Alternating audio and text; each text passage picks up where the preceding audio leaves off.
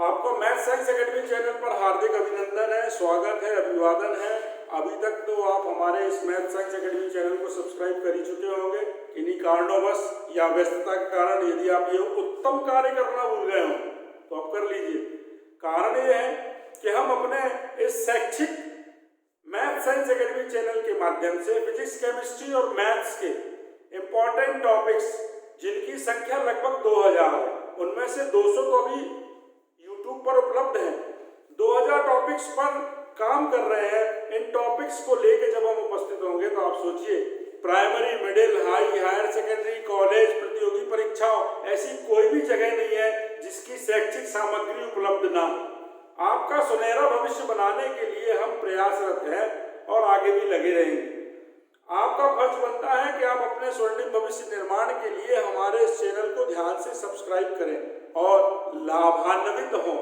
हमने अपना दायरा बढ़ा लिया है। अब हम इंस्टाग्राम और फेसबुक पर भी उपलब्ध हैं, जहां पर आप हमको फॉलो कर सकते हैं, लाइक कर सकते हैं। अब अपन अपनी मूल बात पर आ जाए, विषय वस्तु पर। पूर्व के पीरियड में हमने पढ़ा था ऊष्मागतिकी का पहला नियम। संक्षिप्त में मैं समझाता हूँ। ऊष्मागतिकी का पहला नियम ये था कि किसी भी निकाय को दी गई ऊष्मा दो भागों में खर्च होती है। पहला भाग उसकी आंतरिक ऊर्जा बढ़ाता है, दूसरा भाग बाहरी वायुमंडलीय दाब के विरोध में आयतन वृद्धि के कार्य में खर्च होता है। अगर दी गई ऊष्मा डेल्टा क्यू है तो वो दो भागों में खर्च होगी। डेल्टा यू यानी आंतरिक ऊर्जा में वृद्धि प्लस डेल्टा डब्ल्यू यानी किया गया कार्य किसके विरोध में? दाब के विरोध में। काय के लिए? आयतन बढ़ाने के लिए। अब इस ऊष्मागतिकी के प्रथम नियम के प्रथम समीकरण के बहुत सारे अनुप्रयोग है, वो लाइन से पढ़ना शुरू कर रहे हैं। तो आज की विषय वस्तु है ऊष्मागतिकी के प्रथम नियम के अनुप्रयोग, यानी applications of first law of thermodynamics.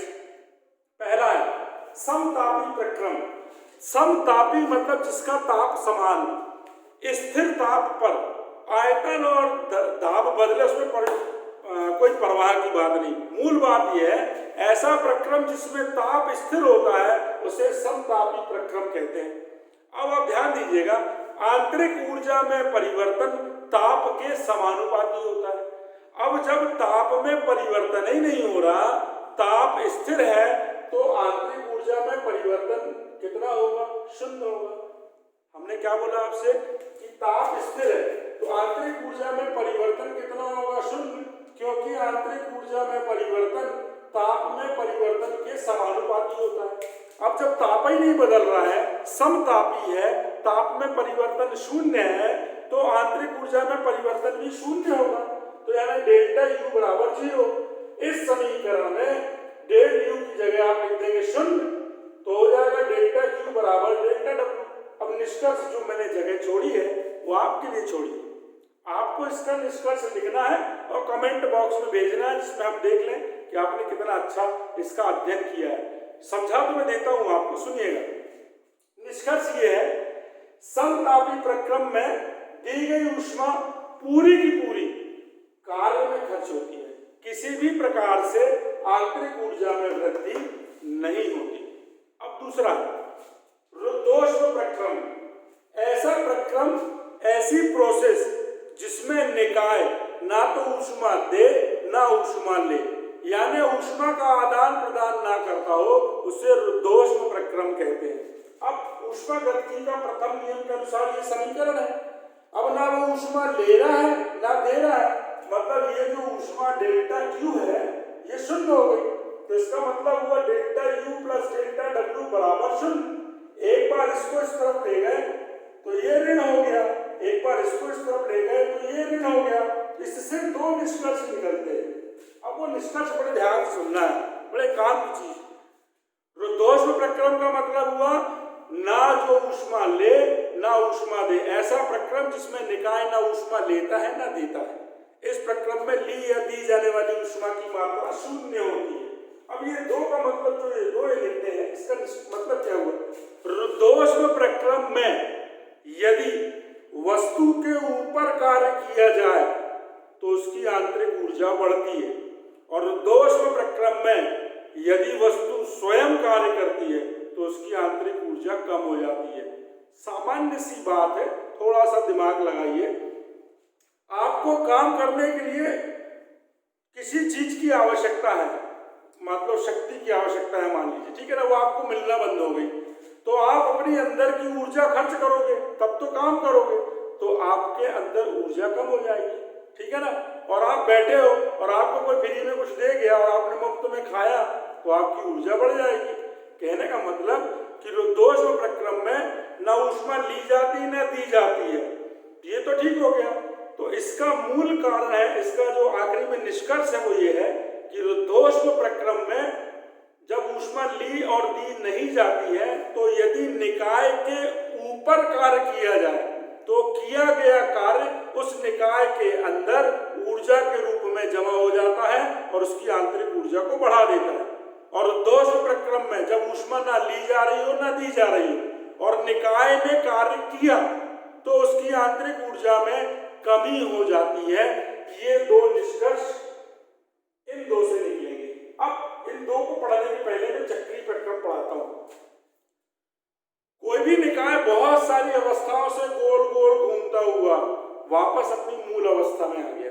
कोई भी जो निकाय है, निकाय का मतलब आप जानते हैं, अणुओं, बहुत सारे अणुओं की संख्या, बहुत सारे गैसों का मिश्रण, बहुत है ना, कणों का समूह। तो जब कोई निकाय बहुत सारी विभिन्न अवस्थाओं से होता हुआ अपनी मूल अवस्था में लौट आता है तो इसका मतलब ये हुआ कि वो चक्रीय प्रक्रम है। तो उसकी आंतरिक ऊर्जा में जो परिवर्तन है वो शून्य होता है। जब विभिन्न अवस्थाओं से गोल गोल घूमता हुआ लौट आता है तो उसकी आंतरिक ऊर्जा में परिवर्तन शून्य होता है। यहाँ शून्य लिख दोगे तो डेल्टा क्यू बराबर डेल्टा डब्ल्यू आ जाएगा। यानी निष्कर्ष क्या निकला कि चक्रीय प्रक्रम में दी गई ऊष्मा सारी की सारी कार्य करने में खर्च हो जाती है। जो चक्रीय प्रक्रम है उसमें दी गई ऊष्मा सारी की सारी कार्य करने में खर्च हो जाती है, किसी भी प्रकार से आंतरिक ऊर्जा में वृद्धि नहीं होती। अब आप सोच रहे होंगे ये और ये एक ही सा निष्कर्ष है। समतापी और चक्रीय प्रक्रम में एक अंतर, इसमें ताप स्थिर है, ठीक है ना, और ये एक ही अवस्था में, और यहाँ पर ताप बदलता भी रहता होगा लेकिन ये विभिन्न अवस्थाओं से होता हुआ अपनी मूल अवस्था में लौटा है, ठीक है ना। इसमें भी आंतरिक ऊर्जा में परिवर्तन शून्य है लेकिन इसमें अंत में जाके आंतरिक ऊर्जा में परिवर्तन शून्य होता, मतलब कुल मिला के आखिरी वाली आंतरिक ऊर्जा जो टोटल करी जाएगी वो शून्य हो गई। जैसे मान लीजिए आपने पिताजी के पर्स में से 10,000 रुपये निकाले, बॉम्बे भाग गए, पूरा गोल गोल घूमे और 2-4 दिन बाद लौट आए, पैसे खर्च हो गए, पिताजी के पैर पड़े हो गए, नहीं गलती हो गई माफ कर दो, तो आपकी आंतरिक ऊर्जा तो दुबले पतले और हो गए, है ना, कोई परिवर्तन नहीं हुआ। आपने वो 10,000 रुपये केवल घूमने फिरने के कार्य में खर्च किए। तो यहाँ विभिन्न प्रकार से अवस्थाएं बदलेंगी, यहाँ पर अवस्था नहीं बदलेगी, ये अंतर है इसका। अब अपन तीसरे पे आ जाए, चौथे पे, समदाबी प्रक्रम। इसको समझने में पहले समायतनिक समझेंगे तो ज्यादा अच्छा रहेगा। आपको एक सूत्र लगेगा बीच में, ऐसा प्रक्रम जिसमें आयतन में परिवर्तन नहीं होता हो, आयतन स्थिर होता हो। तो अपने पास है डेल्टा क्यू बराबर delta U plus delta W, ये कार्य का। अब इस प्रक्रम का मतलब हुआ समायतनिक, मतलब जिसके आयतन में परिवर्तन नहीं होता है, आयतन में परिवर्तन शून्य। एक सूत्र है, हमने 6वीं से लेकर 9वीं क्लास तक हर क्लास में पढ़ा है, कार्य बराबर होता दाब गुणित आयतन में परिवर्तन। अब आप सोचिए जरा, कार्य डेल्टा डब्ल्यू, दाब हो गया पी और आयतन में परिवर्तन हो गया शून्य, तो ये शून्य रखोगे तो पी का शून्य में गुणा करोगे शून्य, यानी किया गया कार्य कितना हो गया शून्य। अब आपने डेल्टा क्यू बराबर delta U plus delta W की जगह शून्य हो गया, तो डेल्टा क्यू बराबर डेल्टा डब्ल्यू यू, यानी निष्कर्ष क्या निकला कि समआयतनिक प्रक्रम में दी गई ऊष्मा सारी की सारी निकाय की आंतरिक ऊर्जा बढ़ाने में खर्च होती है, किसी प्रकार का कार्य नहीं होता। ये इस प्रक्रम का रिजल्ट है, कंक्लूजन है। अब लास्ट है बचा समदाबी प्रक्रम। इस प्रक्रम में नाम के अनुसार समदाबी मतलब दाब एक समान हो। तो आपने बॉयल का नियम पढ़ा होगा, चार्ल्स का नियम पढ़ा होगा, तो सीधी सीधी सी बात है, ठीक है ना, आपको जरा ध्यान से समझना है। बॉयल चार्ल्स का नियम आपने पढ़ा है तो आप इसको समझेंगे। इसके अनुसार मान लीजिए आयतन जो है V1 से V2 हो गया, सुनिए आप लोग, आयतन जो है वो V1 से V2 हो गया, जबकि दाब P स्थिर, तो ठीक है ना, कार्य बराबर होता दाब गुणित आयतन में परिवर्तन, ये यहाँ लिखा। तो कार्य यानी डेल्टा W, दाब यानी हो गया P, और आयतन में परिवर्तन, तो आयतन V1 से V2 हो गया, तो आपने V2 में से V1 को घटा दिया, ज्यादा वाले में से कम वाले को। तो सूत्र क्या कहता है, डेल्टा Q बराबर delta U plus delta W, यानी डेल्टा Q भी है डेल्टा U भी है, डेल्टा W की जगह पर आपको लिखना है P into V2 minus V1। इसका क्या निष्कर्ष निकला, इन सबके निष्कर्ष तो आप बता चुके कि इसमें दी गई ऊष्मा कार्य में खर्च होती है, आंतरिक ऊर्जा में परिवर्तन शून्य होता है, इसको दी गई ऊष्मा केवल आंतरिक ऊर्जा में परिवर्तन करती है, कार्य मान्य होता ही नहीं है। इसमें आपने बताया दी गई ऊष्मा केवल कार्य में खर्च होती है, आंतरिक ऊर्जा में परिवर्तन ही नहीं होता है। इसके लिए क्या निष्कर्ष बताएंगे, इसके लिए निष्कर्ष ये है कि इसमें दी गई ऊष्मा आंतरिक ऊर्जा में वृद्धि के साथ साथ आंतरिक ऊष्मा दी गई ऊष्मा आंतरिक ऊर्जा में वृद्धि के साथ साथ आयतन वृद्धि का कार्य भी करती है। तो आपको आज मैं एक प्रतियोगी परीक्षा कॉम्पिटिटिव एग्जाम से संबंधित चीज समझा रहा हूं। आपने 1 2 3 4 5 पांच प्रक्रम पढ़े, पांचों में से 4 में कोई एक चीज शून्य हो जाती थी। देखो आप, पहले में U शून्य, दूसरे में Q शून्य, चौथे में W शून्य, पांचवें में U शून्य, है ना। लेकिन केवल ये प्रक्रम है जिसमें कि कोई भी चीज शून्य नहीं है, यानी ये जो प्रक्रम है ये ऊष्मा गतिकी के इस नियम का पूर्णतः पालन करता है। डेल्टा Q बराबर delta U plus delta W।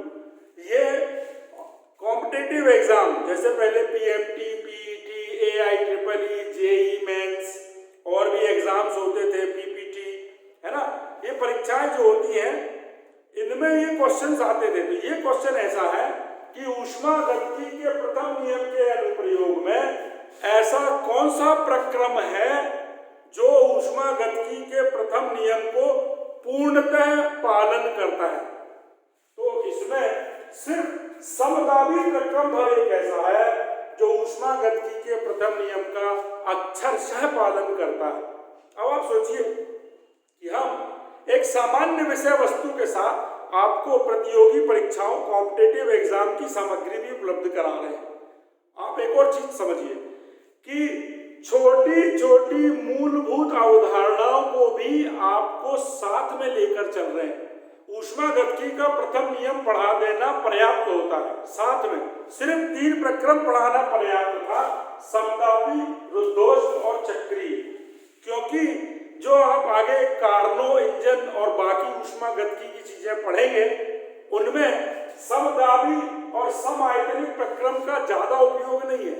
जैसे इसमें इन सब में एक और चीज, हाँ ध्यान आ गया, कॉम्पिटिटिव एग्जाम में एक और चीज, इनमें से किस प्रक्रम में दाब और आयतन के बीच खींचा गया जो ग्राफ है उसमें सरल रेखा मिलती है।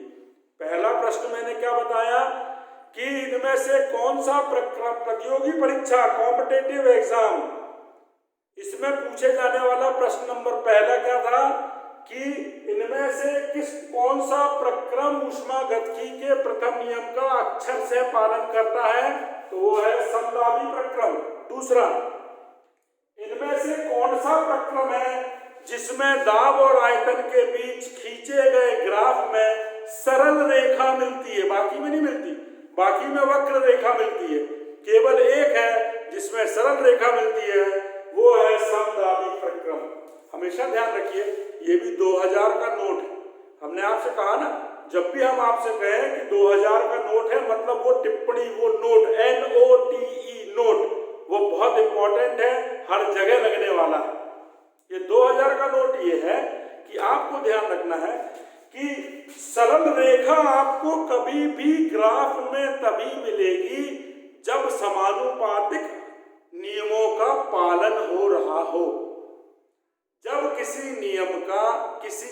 अवधारणा का, किसी सूत्र का अक्षर से पालन हो रहा हो, किसी भी प्रकार का परिवर्तन उसको प्रदर्शित नहीं हो रहा हो, तो हमको हमेशा खींचे गए ग्राफ में सरल रेखा प्राप्त होगी और वो सरल रेखा बने ग्राफ के ठीक बीच में होगी। मतलब हमको ऐसा लगेगा कि वो केंद्र से होकर जा रही है। देखें कैसा, जैसे ये है तो ऐसी सरल रेखा मिलेगी, तो हमको लगेगा कि ये केंद्र से होकर जा रही है।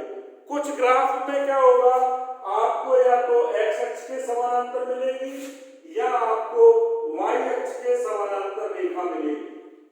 एक्स और वाई दो अक्ष होते हैं, कुछ में ऐसी मिलेगी, कुछ में ऐसी, कुछ में ऐसी। ये भी एक कॉम्पिटिटिव एग्जाम की चीज है, ये भी एक कॉम्पिटिटिव एग्जाम से जुड़ी हुई चीज है। आपको ध्यान रखना, जैसे अभी हमने बोला कि अनुपातिक नियमों का पालन हो रहा है, तो समगामी प्रक्रम में आपको ऐसी वाली सरल रेखा मिलेगी। कभी आपको एक्स अक्ष के समानांतर सरल रेखा भी मिल सकती, कभी वाई अक्ष के। ये भी एक कॉम्पिटिटिव एग्जाम से जुड़ी विषय वस्तु है, जो आगे आपको कार्नो इंजन में 2 जगह में समझाऊंगा। जब उसका वक्र समझाऊंगा उसके बाद उसके निष्कर्ष कंक्लूजन पर पहुंचेंगे।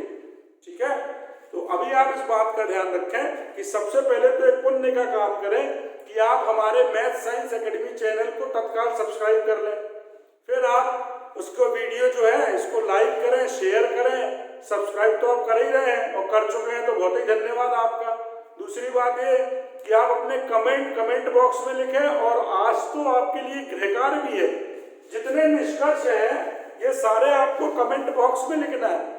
जो प्रतियोगी परीक्षाओं के बारे में मैंने आपसे बोला है, वीडियो को डाउनलोड करके उसको कॉपी में नोट करिए। काम की चीजें हैं, उसके लिए आपको गाइड खरीदना पड़ती है उनको पढ़ने के लिए।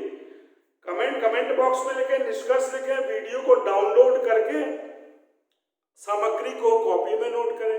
हमको फेसबुक इंस्टाग्राम में फॉलो करें, हमने आपसे कहा ना, हमने, और लाइक भी करें। दायरा बढ़ा लिया, आप तक पहुंचने के बहुत से मार्ग ढूंढ लिए।